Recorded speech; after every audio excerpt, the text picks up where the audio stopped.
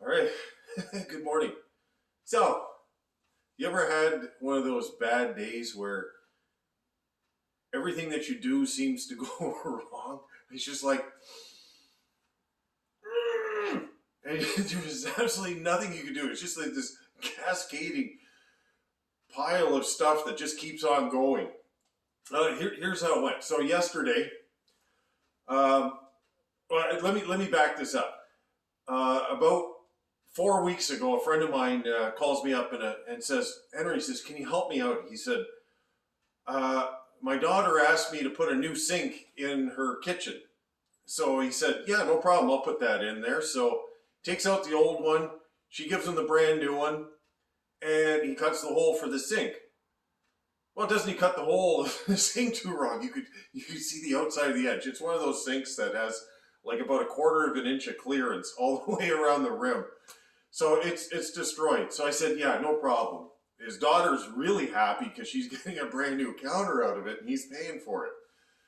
So I go, yeah, okay. So I'll go down there. So I measure the counter, and when I measure counters, uh, I've got a checklist that I do, and I try to do this in such a way that I can't make mistakes. So it's a U-shaped countertop, and so I measure the inside measurement, and then I just add the outside two legs on it. So if it's like 25 and a half inches deep or 24 or 25 and a quarter deep, whatever, you just add that to the measurement on the inside. And then you take the long measurement so that you can double check it.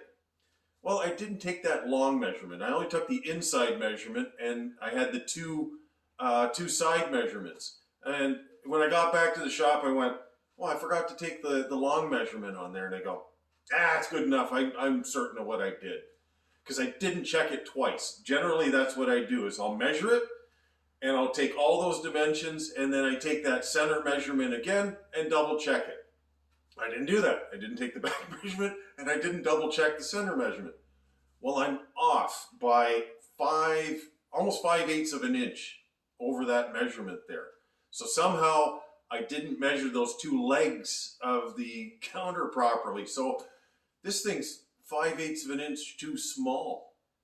So I go there yesterday to put it in, and lo and behold, like I didn't have to scribe nothing. It was just like plunk, and then there's a 5/16 gap there, and a 5/16 of an inch gap there. Actually, it was a little bit more when you get to the corner.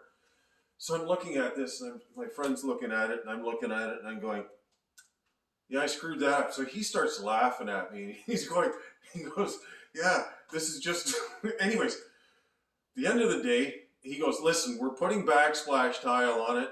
We can float this out. It's not going to be an issue. But it just absolutely just, because you skip a couple of things in the protocol of what you're doing. So, okay, so we do that. We get it all put in, and I get it caulked all the way around. I just basically filled in around it so that the tiles have something to sit on. So I'm getting rid of all this stuff into the back of the truck, and I'm getting ready to go to the next job site, which is this, to put a piece of crown molding on a job where the customer asked me to add in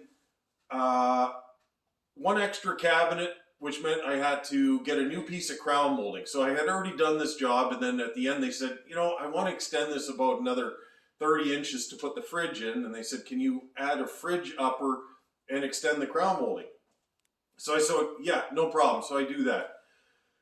I ordered the cabinet because it's one of these thermofoil ones because they wanted to save a bit of money. So I do that, and I get the crown molding, and I put the cabinet, put the crown molding in, and the crown molding, when they made it, there's this glossy part, and then there's this flat paint look to it, which is what I want, but it's kind of on the edge of the roll. But you can see that on the molding, so the molding's no good.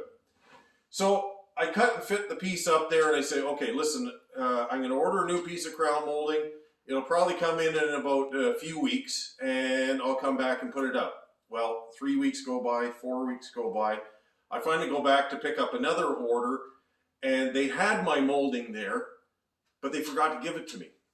So Another 2 weeks passes by, and then finally the sales rep goes, I'm going to bring it down. I'm going to put it in my car. I'm going to bring it down to you, and here it is. So I had taken the measurements. I had taken the measurements of this molding right here, and so I had it all ready to go. I mitered it in the workshop here, and all it was going to be was just put it up on top of the cabinet, nail it down, and it was done. I could walk away.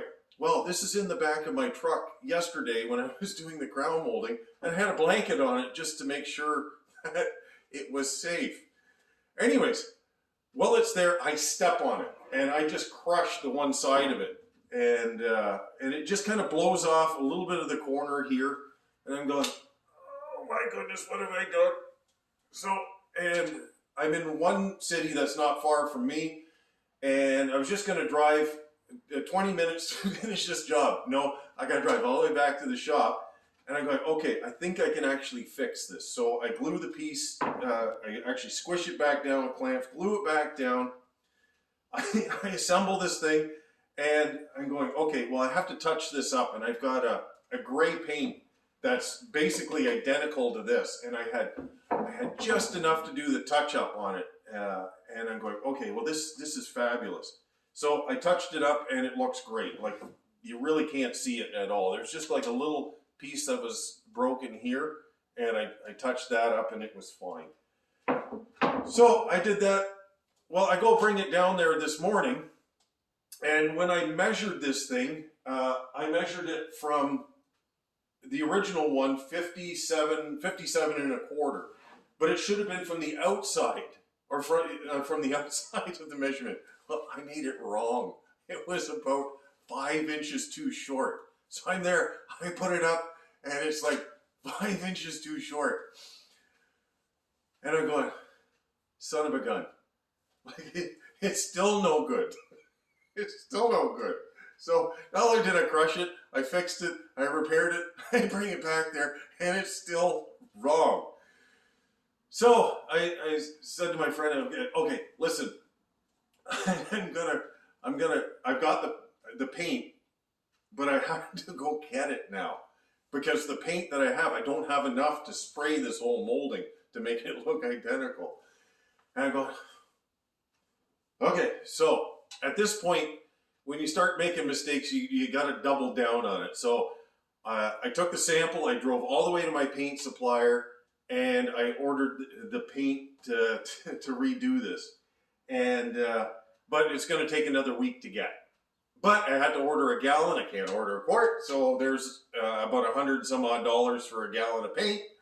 And but at the end of the day, I need to get this thing done. So how do you deal with how you feel about this? Because now I'm out like multiple hours from going back and forth and doing this. So you can get upset, and that's part of the problem, how these things just keep cascading. When you're angry, you get frustrated, and you try to work faster. And at this point, you got to kind of dial it back and go, no. So I drove nicely. I went and got a cup of coffee. I drove to the paint supplier. Here's the sample. Here, check this. Order my paint. Bring me my paint, and I'm going to get this done. But at the same time, I'm thinking, okay, my mind needs to now kind of clear. So how do you clear your mind just to put it back in place? And what I've done in the past when I've made mistakes is gratitude. I just start thinking about the things that I'm very thankful for. I'm thankful for the family that I have, the house that I have, the workshop that I have, the country, the city, and the province that I live in. If I think of all those kind of things, I become very grateful to God for all the stuff that I have. And it refocuses my mind to go, okay, calm down. Okay, this is not the end of the world. This is just a little hiccup in life, and you can get beyond it. So that's kind of where I'm at right now. I'm just dialing it back. I'm going to get back to the work that I was doing before this all happened. And I'm going to slowly get back into it, and I'm going to check and make sure that everything is right. Because if I don't do that, I'm going to get frustrated, and my anxiety level is going to rise, and it serves nobody any good, especially myself. So at the end of the day, this thing is no good, so it makes me a little bit more happy, but not a lot. So, moving on.